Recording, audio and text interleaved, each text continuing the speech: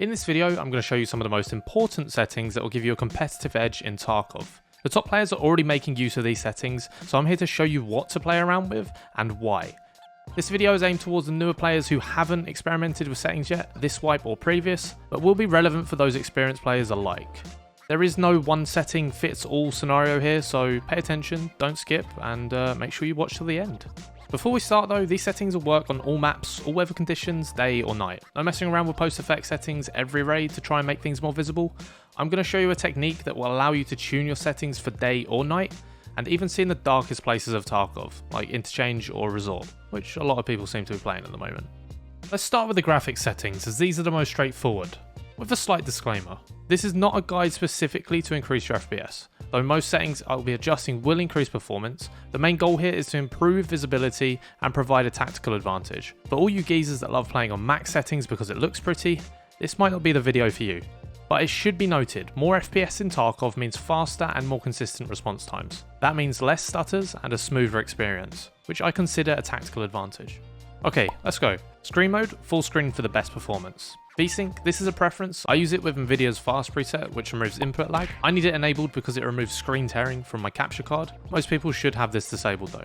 Textures, I have mine on high as it gives me the most FPS. You should test this out for yourself though.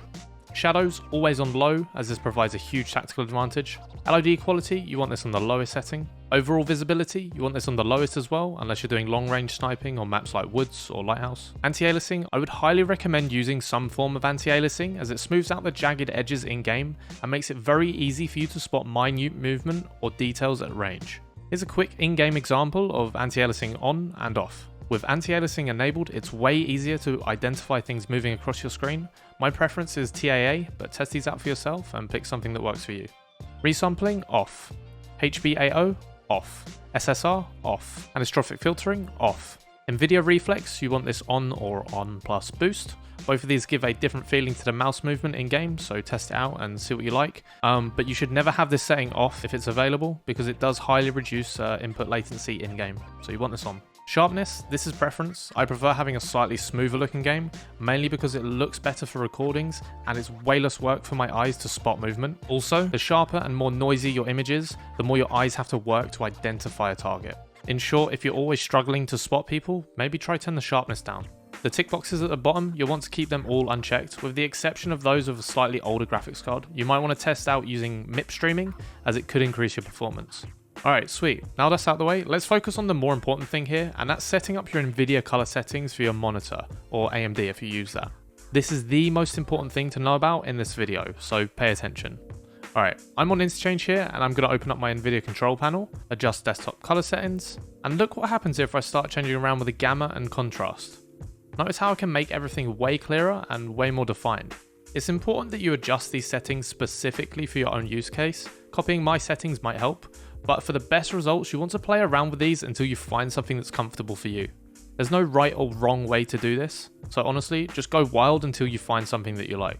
This is the golden technique I was talking about. Usually I'll adjust my Nvidia color settings when I'm switching up between day and night raids, or even just playing interchange. So get familiar with this control panel, because if you want the best visibility in Tarkov, then you're going to need it.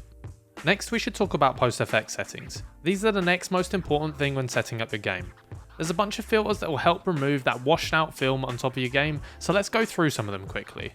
This is my screen with default settings right now, and here you can see the desktop color settings that I've got. They're quite extreme at the moment, but with the contrast whacked up quite high, it's easy to show the emphasis of the filters and the effect that they have on the game. So let's just go through them, I'll show you.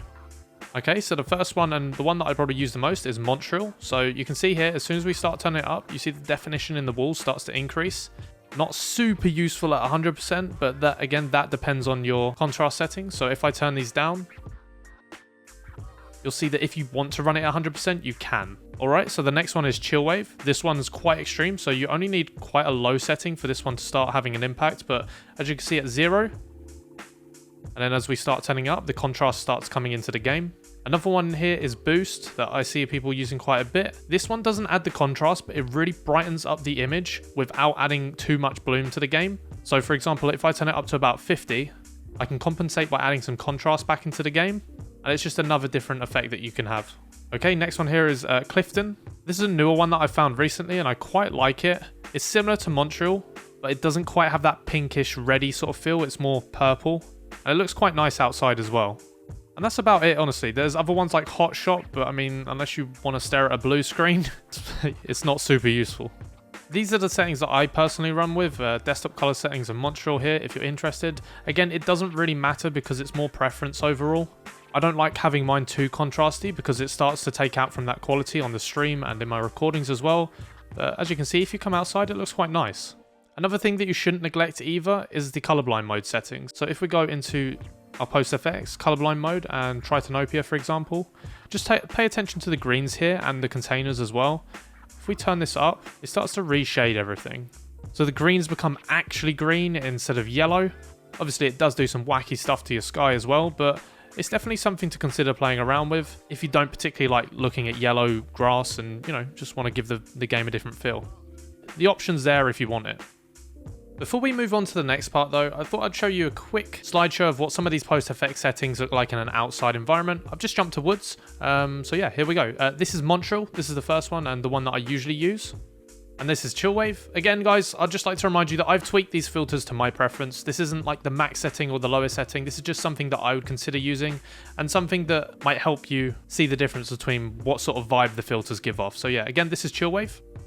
This is Boost. And finally, this is Clifton.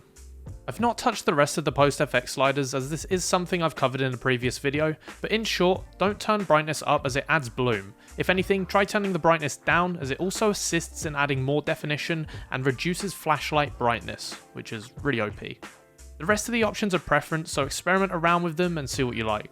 Just remember that these will affect your FPS slightly. The main ones here I would avoid are clarity and adaptive sharpen. But honestly, just pick something that you like. Alright, time to wrap things up here. We're going to talk about field of view. This setting is completely subjective depending on what sort of playstyle you have. As you can see in this example, changing the FOV dramatically changes how optics look.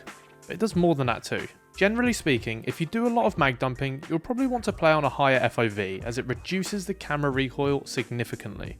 Or if you enjoy the accuracy game, going for headshots and rarely doing controlled sprays, then playing on a slightly lower FOV will help you. Everything appears more zoomed in, it's easier to tap heads. Here's a quick side-by-side comparison of what you can expect recoil to look like on a high and low field of view. But Lou, why does this have anything to do with visibility? Well, it does. Having a lower field of view will assist you in spotting players more easily at range, and spraying can be quite disorientating, especially with those nerfs to recoil this patch. So anything that gives a bit more comfort to your eyes and makes it easier to play this game, I deem that as a tactical advantage. And guys, that's it for this video. If you've got any tips that will help us out, let me know down in the comments.